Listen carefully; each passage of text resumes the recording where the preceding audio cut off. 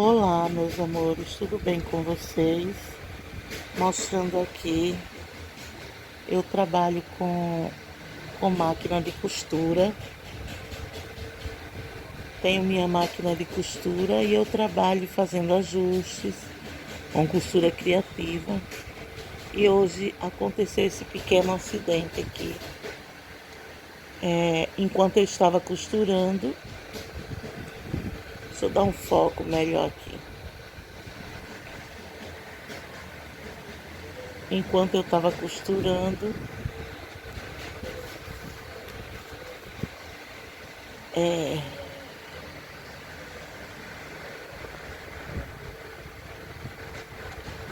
aconteceu a agulha da minha máquina. Eu tenho uma Singe 4423,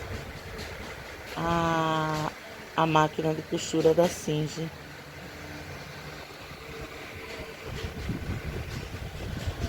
Então eu me distraí um pouco e a agulha entrou aqui, ó, bem no meio da minha unha. Quando a agulha entrou, eu puxei com tudo. Eu puxei o dedo com tudo, só que graças a Deus não varou do outro lado. Mas eu puxei com tudo e saiu rasgando a minha unha. Então, para vocês que têm máquina de costura, eu sempre tive muita atenção. Nunca fui uma pessoa muito distraída na máquina, mas hoje aconteceu esse pequeno acidente comigo.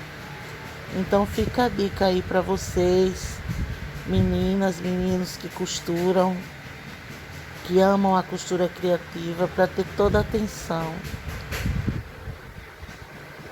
E é isso, pessoal.